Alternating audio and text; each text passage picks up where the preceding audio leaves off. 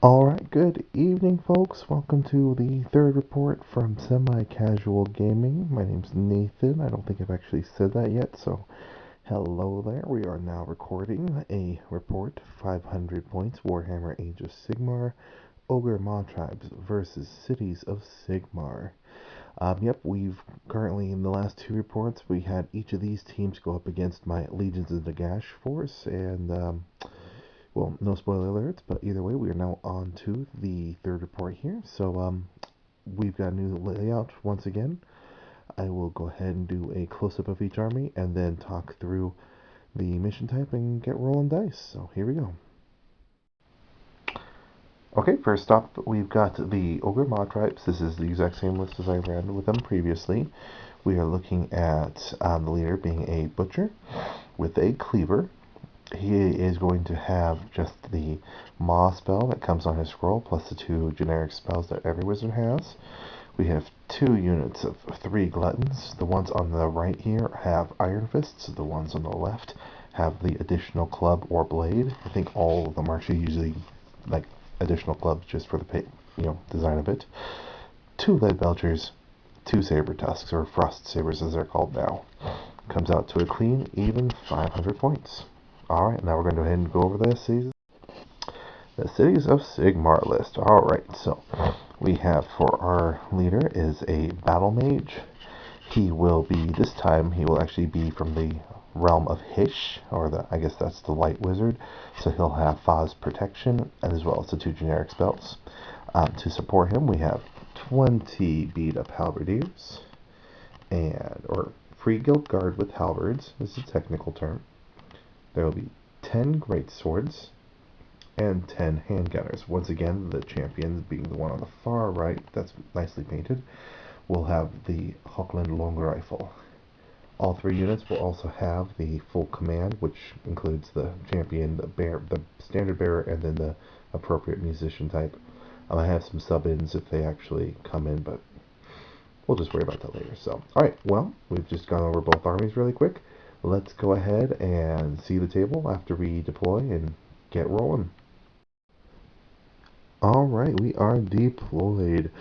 So this table, again, I've talked about the last 2 reports, it's only 33 inches across, but I realized when I recorded last time, I tried to give them a 24-inch bubble of no effect, or like, dead man zone, but it didn't actually, it was definitely a lot closer than I had realized, so I tried to push them back a little bit further. This is only like 2.5 inches of deployment for them, so they're all kind of tucked up against the walls just so that there's actually enough room to maneuver across the table. So let's just quickly do the 2 sides. We'll do the left over here. So ogres, we just have Gluttons, Leadbelchers, Butcher, and then sneaking off on the opposite side are the Saber Tusks.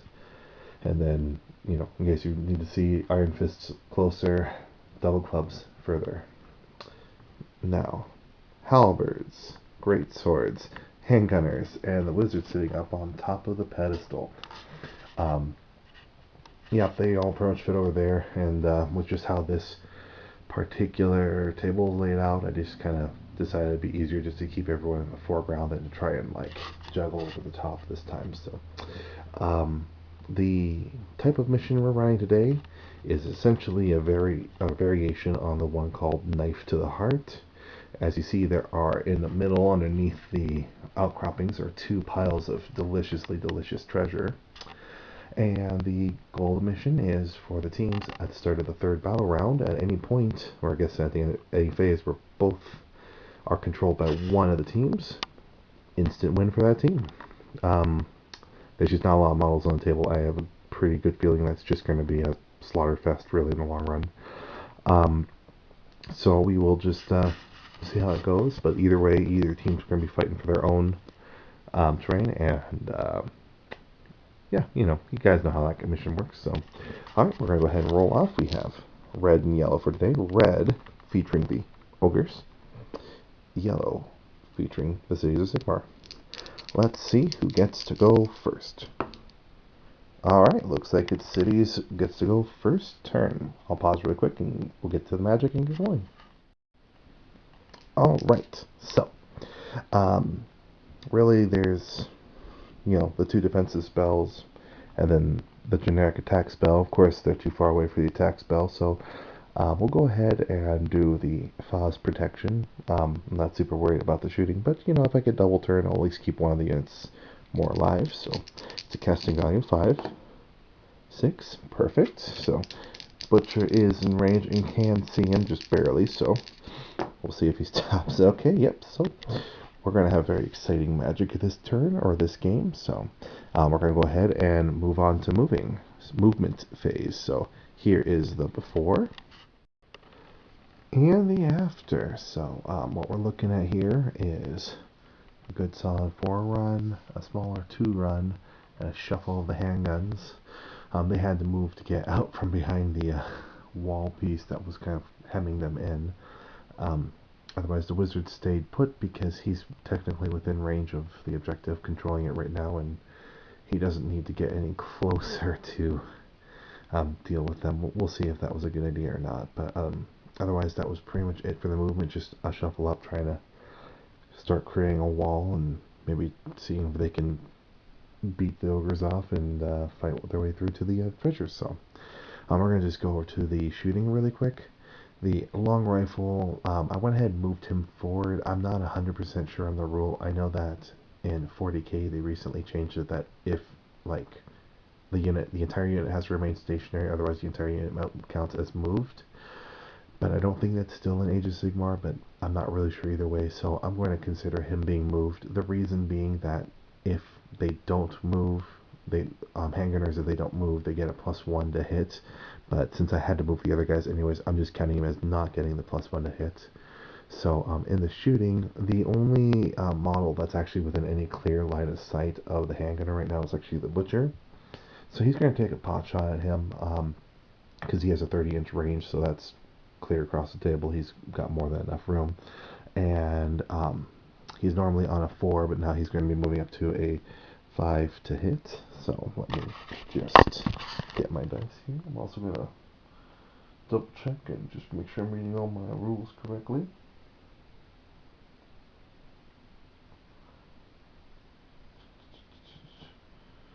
So, yep, he doesn't get any bonuses for using the long rifle. He only gets bonuses if he's using the regular handgun. So, he's going to be normally hitting on 4s, and it's going to be reduced to 5s due to Lookout Sir. So, does not hit. Okay. Alright, so that is it for their shooting. There's no other, charges, obviously, anything else. So, we're going to go ahead and move on to Ogre's bottom of turn 1. Alright, well, again, the Ogre only has 2 attack spells and then Mystic Shield, and they're both 18-inch range for casting, and they're outside of 18 even with the run forward, so the Butcher is going to go ahead and cast Mystic Shield, being a 6. Does not go off, so he doesn't manifest his voracious spell ability of healing or hurting himself, so we're going to go ahead and just move on to movement. So, hi, here is the before and after. So I just walked the ogres up. I mean, they are 10 inches away exactly for charging, so I could long bomb charge, but I feel like that would be kind of suicidal, because especially if I don't make both, that means that each unit's going to get stranded and they get picked off one by one. So I'm going to keep them back together, the meaning that if we don't get a double turn here, the guard can walk up and charge them with a 5-inch charge, but then they're dealing with both packs of ogres, and I feel like they'll have a hopefully better chance of, fending themselves off against that many bodies. But just not too much of a spoiler, but I did not realize how much of a punch that the Halberds had, so we'll see how well they do if they don't get the double turn. I went ahead and I just shuffled the Leadbelchers over to start guarding the objective. Even if I walked them as close as I could, they only have a 12-inch gun range, so they weren't going to shoot anything this turn. If I get a double turn, they can walk up and then take some pot shots at one of those 2 units, but otherwise I'd rather just keep them back and support the Butcher. Butcher rolled and got a 6, which was great for the character. I really didn't need to roll far, as opposed to the Saber Tusks, which only rolled a 1, so they barely inched up. So they're lining themselves up to get, shot off the table by the handgunners. But, if the handgunners dedicate 1 or 2 rounds of shooting to them, that means they're not shooting at the other guys, so that's kind of helpful too. Very quick turn because there will be no shooting, no charging or anything of that sort, so we're going to go ahead and just pick up our dice and get ready for the second turn roll off. So, yellow beats ties. Okay, yellow's definitely going first, so we'll go ahead and do Cities of SIgmar turn 2. Okay, so we're going to go ahead and cast Thaw's Protection again. Looking for 5, 7, and now we are looking at a Dispel attempt by the Butcher. 5, nope, so it goes off. So he is going to give it to the Halberds. So what that means is that this unit, until the next hero phase for the Cities of SIgmar, will have -1 to hit against them. That means that the ogres normally hitting on 3s will only be hitting on 4s. That could be a pretty big deal, because the ogres need all the punch they can get. So, alright, well, with that being said, we're going to go ahead and move and shoot. And after, okay, they moved up their 5. The little back ranks, I had a derp moment and decided to drop the tape measure on them, so they kind of got shuffled a bit, but really it's the front line that matters, that are only 5 inches away from the ogre meat wall. The Greatswords ran forward another 2 inches. They're just hustling, doing the hop, hop, hop, hop, hop, hop, hop, hop, hop, hop, just heading up this way to deal with those guys. Handgunners move forward a little bit because they only have a 16-inch range, and so they still couldn't shoot at the Saber Tusks where they were standing, so they will move forward. And this time I moved the Battlemage up closer because I'm thinking that those guys are going to start falling out of range for spell support. So with that being said, we're going to go ahead and move on to the shooting really quick, and then we will do charges. Alright, so I'm going to go ahead and have the handgunners take shots at the cats, because those cats will be a very big nuisance if they aren't dealt with soon. There's only 2 of the regular handgunners that are in range of their normal shots, and 1, of course, for the long rifle. I'm shooting at them because otherwise they only have 1 in range of like the Leadbelcher or the Butcher, so it's like just getting more shots, and the cats are by far the squishiest of this whole army. So, alright, we're going to roll these dice. The red is for the long rifle. That gets to do 2 damage instead of 1. So they are hitting on 4s. 1 hit, and wounding on 3s. Wounds at a -1, so that goes straight through for 1 damage on the Saber Tusks, leaving 1 with 1 hit point remaining. We shall take the die. Ding. Very exciting shooting phase. Alright, let's just do the charge really quick because there's only 1 charge to be declared. And we'll use the black dice. Needing a 5 for the guard. Oh, 10. Okay. Cowabunga it is. On to the fight phase. Alright, yeah, cowabunga it is indeed. I went ahead and did their 10-inch charge and their 3-inch pile-in, as this is only combat, and they will definitely get to go first. So I measured it. 1 guy, that one right back there, could not reach into fighting anything. However, the remaining 19 will be attacking. So I'm going to dedicate all the attacks into the Ironfist unit, which may backfire on them, but, try and get rid of 1 unit at a time. So there will be 15, including the champion, reaching them, so that will be 16 attacks. The remaining 4 will be going after the other glutton units. So, I prepared beforehand with 16 dice without dropping. So they will be hitting on 3s because they get +1 to hit if there's at least 10 models in there. In fact, I think they even get an additional bonus if there's more than 20, but let's find out.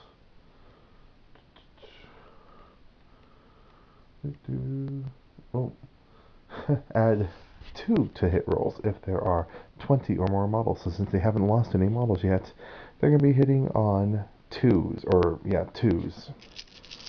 Ouch.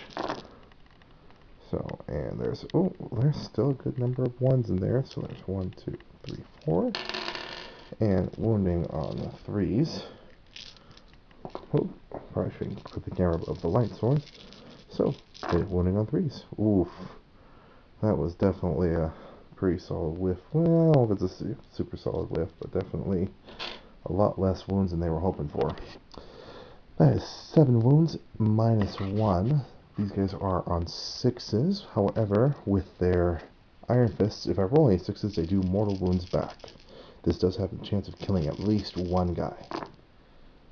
And nope, not a single one saved. So, that will kill you. Actually, yeah, we'll kill him. And the other one will have 1 wound remaining, but will count up, so he'll have taken 3 wounds, as noted by that die. Alright, the other 4 attacks, we'll just grab up some dice really quick and just roll those.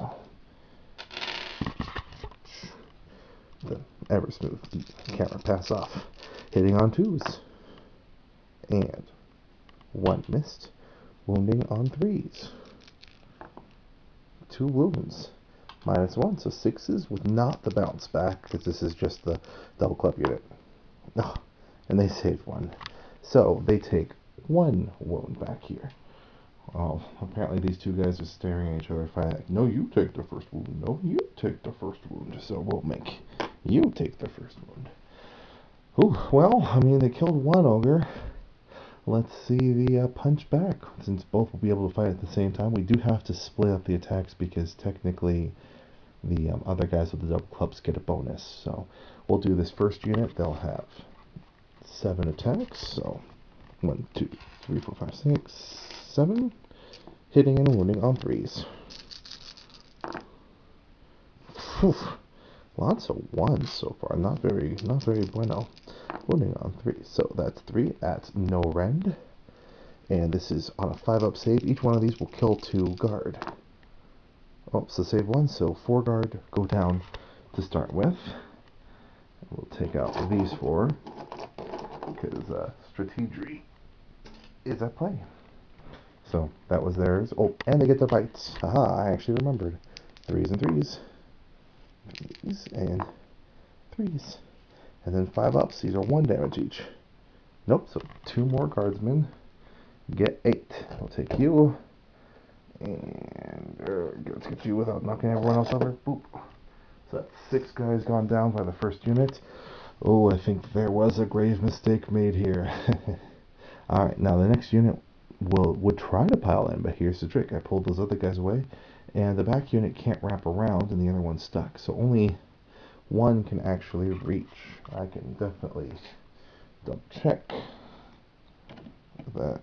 Yeah, I don't really think the other one can actually reach the other unit, so I'm going to only count the Crusher up front as being able to fight. So, lucky them. Or rather, poor placement on the Ogre's part, but it all works out. Right, so they have 4 attacks because it is the Crusher. Hitting on 3s, 6s score an additional hit. Aha, I got 1, so. And 3s to wound. 2 wounds. At 5-up saves. No save, so 4 more guardsmen go down. We'll just take out these 4 here next. Well, I definitely see a leadership test for them right now, because that is it for the close combat.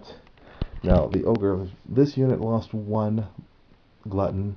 However, they are normally leadership 6, but when they're in close combat, they get +2 to their bravery, as opposed to when they're outside of combat, they get +2 to their movement. So they're actually bravery 8 right now. So even losing 1, I roll 6 as 7, so they can't fail at this point. The guard, however, lost 10. Yeah. And so they're normally bravery 5, but they do have their banner, so they get +1, so they are bravery 6. So 6 plus 5, so 11. Actually, I did it backwards. 10 plus 5 is 15 versus leadership 6, so that means the unit's down to 1 model left. Uh-oh. Oh, yeah, champion, your time is now. Oh, that's That is a brutal loss. And unfortunately, well, actually, unfortunately, it's the ogre's turn, but thankfully, this guy's still in close combat with that unit, so that unit can't run over and slam into the greatswords. They can disengage, but they can't charge again, so that's actually probably really handy enough for them. Okay, we're going to go ahead and finish out that turn. Now it's going to be the ogre's bottom of turn 2. Alright, so Ogre Magic Face. We're going to do something that's kind of important here. I think actually could be very important to the entire game. So the Butcher is exactly 10 inches away from the remaining guardsmen and 10 inches away from the greatswords. With Arcane Bolt, he has to pick the closest enemy unit, but since they're tied, he can choose which one. So he's going to attempt to cast Arcane Bolt. If he gets it off, he plinks them off. That frees those ogres to move and hit wave 2. So I think this is kind of important right here. I'm just doing Arcane Bolt. I could do them all just to do mortal wounds, but Arcane Bolt's easier to cast. So, alright, I'm casting roll of a 5. 8. Ooh, that's a good one. Let's see if the Celestial Wizard can unbind. 7. Oh no. 1 mortal wound plunks off the champion. The ogres break loose and are ready to feast some more. So I think that could possibly well have turned the game there. So, all right, we're gonna do movement and then shooting. And after, so we have our sails, the ogre conga lines coming up, ready to try and gnaw through some metal. And the Saber Tusks are coming around here to engage those exposed handgunners. Again, it's just so hard to protect them in these smaller missions. So, rambling aside, I actually left everyone else back because Leadbelchers can reach and charge, and the Butcher, with any of his other spells, I think at this point he can move forward and cast spells. Actually, yeah, should we move him forward? We'll just move him forward just a little bit. We're going to go because the Leadbelchers are definitely up there, and these guys are only 3 inches away, so there's a pretty good chance that they'll get a good charge and keep everyone else piled in. That way he can get in and help cast spells and such. So, alright, we're going to go ahead and do the shooting really quick. So, Leadbelchers are going to dump their shots into the, who's it called? It's the greatswords. They get 2d6 shots because they stood in place, so that is 7 shots. They are going to be hitting on 4s. We're going to go ahead and do the fancy camera dice hand swap. And they will be hitting on 4s. And I just remembered literally right now that I failed to remember the frost protection of the -1. That could have very well changed the other part, so I apologize for that. Nevertheless, I'll look back at it later and see where I did my shortcomings. So, 3 hits, wounding on 3s. 2 wounds at -1. They are 4 up save naturally, so a 5 up save. That was a dropped die. Oops, saved 1. So that is 1 dead greatsword. We're going to pull this guy because make the ogre charge a little bit harder, at least for the further away ones. So good job, guys. You popped off 1 of 10. Alright, well, let's get some charges in. We'll go ahead and actually I'll just roll each of these right now since we're here. So I'm going to do the closer ogre unit, the important one.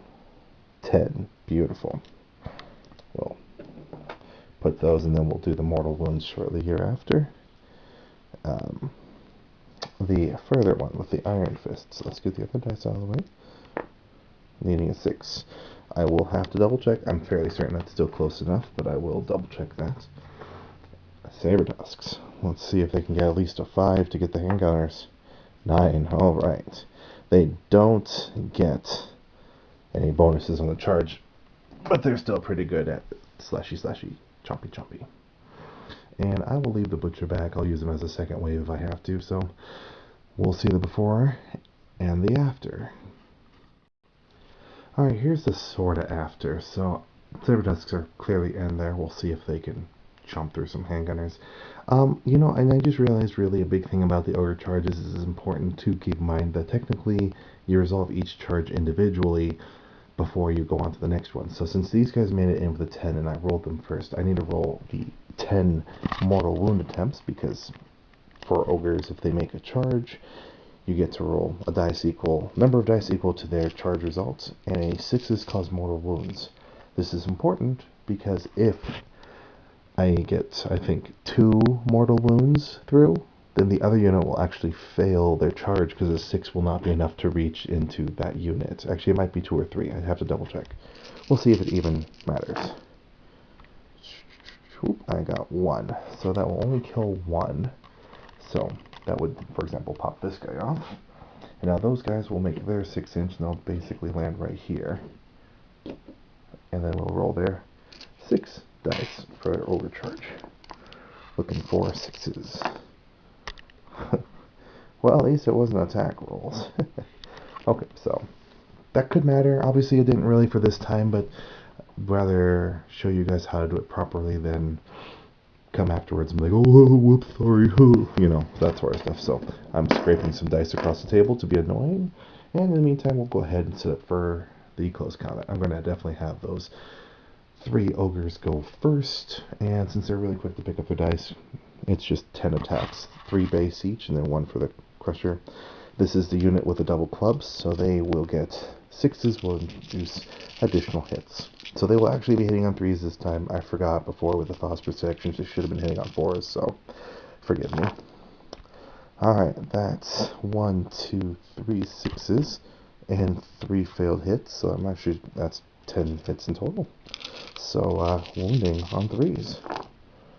Alright, that is 3 failed, so that's 7 at no rend. These are 4-up saves, but they are 2 damage apiece.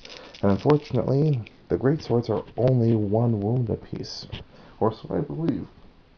But you know, that would be good to check, because that would actually change. Yep, they are 1 wound apiece. 4-ups or 2 die. 1, 2, 3, so 6 of them will go down. Ouch. There are 2 left. There goes the musician. I think this is going to be pretty painful. Alright, so next unit to fight. I'm going to need the Greatswords to fight next because I'm not really expecting the Handgunners to get hurt too much. But the Greatswords can split their attacks, and let me just double check because I didn't officially declare which one was the champion. So this dude up here holding the 1 is the unit champion, so he'll have 3 attacks. This guy, however, is close enough that he'll actually attack that unit with his 2 attacks. So let me quickly look at their profile. So it's 3s and 3s. So the first guy will attack with 2 dice against the wounded unit because he has a chance of killing off one of the ogres. 6s cause more wound in addition to normal damage. So 3s, 1 hit. 3s, did not get the 1. So, alright, unit champion, you try and plunk off one of those ogres. 3s, yeah, this is when a unit gets crippled. This is really hard. Now they got 1 through. And this is on a 6-up save. This is the unit without the Ironfists. Nope. So they take 1 more wound. We have 2 wounds. Alright, well, Saber Tusks will go ahead and fight next. I will never call them Frost Sabres. I just never remember that. They're Saber Tusks. That's just what they are for me. Alright, they have 3 attacks each, so that will be 5, 6 attacks. Hitting on 4s, wounding on 3s. Ooh. Good job, sniper unit. You guys really sniped this one lone guy, maybe. 3s. Nope. See, Handgunners had nothing to worry about. Alright, so they'll go ahead and do their 3-inch piling, going blurt, blurt, blurt. I don't know why they all make glub glub noises, but that's just how they work. So, with this being done, I'll expect I'm going to say the far 2 in the back are not going to be in reach, so that will put it at 8 guys attacking back into the, what you call it? Into the Frost Sabres. Hey, remember, it's 5s and 5s. Alright, that was a total whiff fest. But, before I continue, I did forget something very important. I'm going to let them take their stand and shoot, since nobody actually died as a result from their fighting. They actually technically, if they get charged by an enemy unit and there's no other enemy units within range of them, they can take a free shot. So, we're going to take 5, 6, 7, 8, 9. Red will be 10. So, they are going to be hitting on 4s. And, woof, the dice this game have just been really not friendly. The champion got through, so that's kind of important. Now, wounding on 3s. 3, 4 wounds. And guess what? The funny thing here is that it's -1 on the AP. Those guys only have 1 armor, 6-up armor, so that actually would kill the unit. So technically, those guys would not have to have piled in. So I'll good job, Frost Sabres. They're not effective without a hunter and 10 of them. So I'll actually pull those guys back to where they were, because technically they would not have needed to pile in or do the close combat, and that was actually a big flail waste of dice right there. Good times. We'll just do these guys there, pile in really quick. So they're just gonna come around and get 7 punches off, and oh, you know, that's right, there's technically 3 bites earlier. I forgot about those. 2 hits, 1 wound. That's why you forget. So saved it. So alright, now this is regular, hitting on 3s. Wounding on 3s. This is not the double club, so I didn't get the extra attack there. 1 and a 4-up save, or they're both dead. They're saved. Bites, 3s and 3s. 1 and a 4-up, saved. Finally, they tanked, so that unit did nothing to them at all. So they're sticking around for the second. I did realize, however, I pulled their banner, so they are only leadership 5, or bravery 5, and they lost 8, so they can't actually stay and play at this point, because even if I roll 8 plus 1, that's a 9, which is 2 more than their bravery. So these guys will succumb to the panic of being overwhelmed by ogres. Those guys will be fine, and that's actually the end of round 2. So we're going to go ahead and roll dice for round 3. We are just smoking right along in this game. Alright, so I think right here is very important, though, just like earlier. It's, I mean, honestly, really, I don't think they have much of a chance, unless, if they get to go first, they'll at least be able to, you know, line up, maybe shoot off one of those ogres and attempt to panic. But really,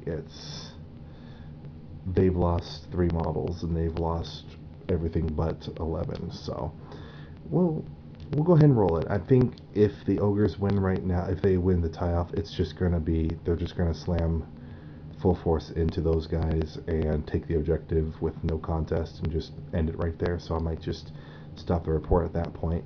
If the Handgunners manage to, or the Freeguild, or the Cities of SIgmar, whatever you want to call these guys, the yellow team, if they get through, I'll go ahead and roll some.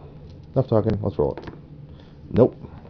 So it's double turn, so yeah, basically what's going to happen is he's going to cast the Maw on them, and then try to devour them, and then they'll run up, and since it's the 3rd round, as soon as they take control of the objective, it's game over. So I don't really think there's any need to roll it, because really, I think 5 ogres should be able to take out the 10 handgunners with little to no problem at all. I could just do it just for the fun of it, but I'll just save the dice rolls for this point. So the Cities of SIgmar player will concede. It will be a Ogor Mawtribes guaranteed victory. Alright, we'll go ahead and reset up the teams, take a look, and just do a little post-report discussion. Alright, post-game report. So yeah, I kind of think that game just kind of went the way it went. I was thinking about it. I'm trying to decide if there was like an MVP for the match, but I think it came down to last game. I underestimated the power of the foot troops for this team, and this game I overestimated. Like, I was actually expecting them to one-shot that entire Iron Fist unit, but for what it's worth, they rolled really poorly. Plus, I do apologize. At this point, I'll probably put a little text box in, but I completely forgot about the frost protection. I didn't put a marker up, and that's my own fault for not remembering. So I think at least one or two hits got through that should have actually missed. And I think that could have really changed the outcome of that because, the fact that the ogres do 2 wounds per hit is just tons of damage, especially against, a 1 wound swarm army that, they could have definitely done well to have had more, survivability against. So I was expecting the Greatswords to tank more with their 4-up save, but they only have 1 wound, so if they rolled 3 or less, then they were losing 2 guys at a time, and there's only 10 guys there, so that's just really hard on them to expect to hold. Like, they'd be fine against the teams that only do 1 damage per hit. That's like no problem for them, but this was a little bit of a tall order. Now, it was kind of fun that the handgunners were able to stand and shoot and blow the kitties away. That was just kind of actually pretty funny. I mean, sorry guys, you guys are just not effective with 2 guys at this point level without a hunter support or more distractions. So, yeah. Other than I think the butcher with his arcane bolt picking off the last guard, I think actually really helped the ogres out. I think probably actually gave them the win because if he had failed that, then the ogres were going to be stuck in with fighting that guardsman, or like one could break loose to, retreat and get ready to hopefully double turn, charge in, or what have you. There was just a couple of different things that could have happened, but because the ogres got freed out, they could just pile over and go basically 2-on-1 versus the great swords, and then handgunners eventually to victory. So um, Magic, I mean, it's funny because, like, Magic didn't seem to do anything until his one cast, which, you know, spoiler alert, on the first game when I first featured the Ogres, he cast one spell and it completely changed the game as well. So, um, yeah, so, I guess we could just go ahead and do MVP. I'd say Butcher again, and then the Handgunners just for that amusing moment of shooting the dogs off the table. Um, Otherwise, I feel like I'm getting a little more comfortable and remembering the rules a little better. I'm going to go ahead for the next few battle reports. I'm going to see if I can go up on points with, you know, being able to fit on this tiny table and not be feeling cluttered or anything of that sort. Um, and then I'm going to try another battle report style, the version where it's just end of turn, where it's really quick. So just to do some more speed battle reports so they're a little more interesting, or, less drawn out for y'all. So we'll just kind of see, maybe, hopefully, if some people start commenting or seeing it, just see what their opinions are, see if I'll keep doing it that way or I'll just do this more elongated style where I describe each phase accordingly. So, in the meantime, thank you so much for watching. Please feel free to like and or subscribe. That would be very good for my morale boost while I'm getting comfortable and learning about camera control as the camera's trembling. I really have got to find my little tripod. I know I've got one somewhere. It was bought specifically for this camera, but I have no idea where it is. So I'll just keep looking. Eventually I'll find it, and hopefully the stability will increase. So thank you guys again for watching. You guys have a great night, and keep on gaming.